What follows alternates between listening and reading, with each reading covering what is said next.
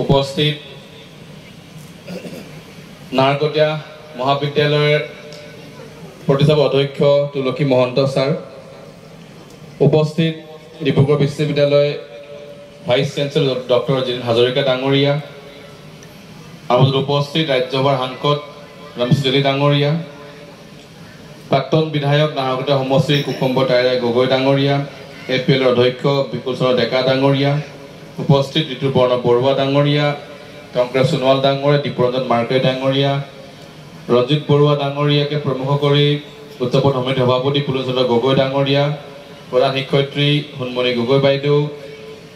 নাহৰকটীয়া কলেজৰ অধ্যক্ষ তথা উদযাপন সমিতিৰ কাৰ্যকৰী সভাপতি জ্যোতিপ্ৰসাদ ৰাজখোৱা ডাঙৰীয়াকে ধৰি উদযাপন সমিতিৰ সকলো বিষয়ববীয়া আৰু স্থানীয় ৰাইজ, সঁচাকৈ যেতিয়া এখন বিদ্যালয়ৰ সোণালী জয়ন্তী হয় বা আমি 50 বছৰ অতিক্ৰম কৰোঁ, এটা খুব ধুনীয়া পৰিৱেশ হয় আৰু মানুহে সোণালী জয়ন্তী উদযাপনৰ এটা বহুত দীঘলীয়া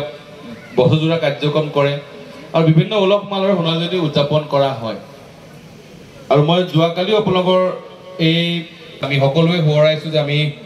আমাৰ এতিয়াও প্ৰদীপ চন্দ্ৰ গগৈ ডাঙৰীয়া আছে, প্ৰতিষ্ঠাপক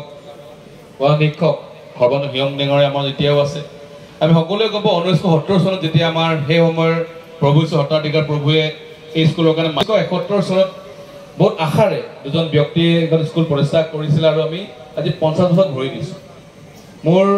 বক্তব্যৰ বা দীঘলীয়া নাৰাখোঁ, মোৰ এটাই অনুৰোধ যাতে আমি সোণালী জয়ন্তী উদযাপন কৰিছোঁ বুলিয়ে পাহৰি গ'লে নহ'ব, যাতে এই সোণালী জয়ন্তীখন আমাৰ সামৰণি নহয় বা আমি উদযাপন আজি মুকলি বা কৰিছোঁ, ৰাতি সামৰণি অনুষ্ঠান হ'ব, সাংস্কৃতিক সন্ধিয়া হ'ব, আমি ধুনীয়াকৈ কালচাৰেল প্ৰগ্ৰেম হ'ব, যাতে কালিৰ পৰা আমি এই পাহৰি যাব নালাগে যে আমি সোণালী শেষ কৰিলোঁ, ভাবিবলৈ আমি আৰম্ভহে কৰিছোঁ। কাৰণ আমাৰ সকলোৰে ভৱিষ্যত এই আমগুৰি পঞ্চায়ত, এই গাঁওখনে হওক বা নাহৰকটীয়া সমষ্টিয়ে হওক, ডিব্ৰুগড় জিলা, অসম, ভাৰত, সকলো ভৱিষ্যত কাৰ হাতত আছে? আমাৰ ইয়াত পঢ়ি থকা বৰ্তমান ছাত্ৰ ছাত্ৰীসকলৰ হাতত। যাতে ছাত্ৰ ছাত্ৰীসকলক ভালকৈ ভৱিষ্যত আমি গঢ় দিব পাৰোঁ, ছাত্ৰ ছাত্ৰীসকলক ভাল ভৱিষ্যত গঢ় দিয়াৰ কাৰণে আমি কি পৰিকল্পনা কৰিব পাৰি, মই যোৱাবাৰ মিটিঙত আহোঁতে কৈছিলোঁ যে আমি যেতিয়া প্ৰাক্তন ছাত্ৰ ছাত্ৰী সমাৰোহ কৰোঁ,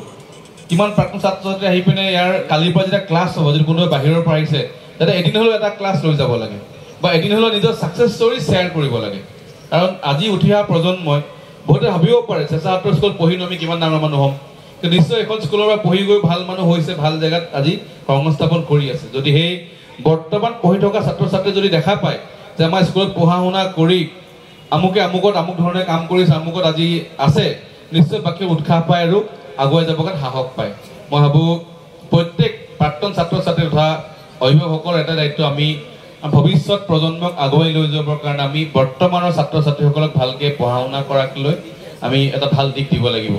বহুতে চাগে গম পায় বা বহুতে গম কয় নাজানো, যেতিয়া সৰ্বানন্দ ডাঙৰীয়া আমাৰ অসম মুখ্যমন্ত্ৰী আছিল তেতিয়া তেখেতৰ কাৰ্যকালত আমি 20 লাখ টকা এখন ফিল্ড ডেভেলপমেণ্ট কৰাৰ কাৰণে পাইছিলোঁ। মই ভাবোঁ আৰু চাচনি চেঁচাহাটৰ ফিল্ডখন আমি গম পাওঁ আগতে কেনেকুৱা পৰিৱেশ আছিলে। তেখেত মুখ্যমন্ত্ৰীৰ সময়ত এটা অসম চৰকাৰ আঁচনি আছিলে, 20 লাখ টকাৰ এটা পেভিলিয়ন, এখন ফিল্ড নিৰ্মাণ কৰা এটা আঁচনি আছিলে। সেই আঁচনিৰ সময়তে আমি পেভিলিয়ন এটা বনিছিলে, এখন ফিল্ড বনাৰ কাৰণে আমি এই অঞ্চলত বহুত খেল ধেমালি কৰা, খেলা ধূলা কৰা বা এটা পৰিৱেশ আমি পাই থাকোঁ। মই তেখেতক ধন্যবাদ জনাওঁ যে তেখেত ইমান ব্যস্ততাৰ মাজত দিল্লীৰ পৰা, বিশেষকৈ আজি দিনটোতেই ক'ব গ'লে পাছবেলা বেলেগ অনুষ্ঠান নাই, আমাৰ এই স্কুলৰ অনুষ্ঠান আৰু নাৰকাত হৈ থকা টচেন বৰা কাপ ফুটবললৈ যাব,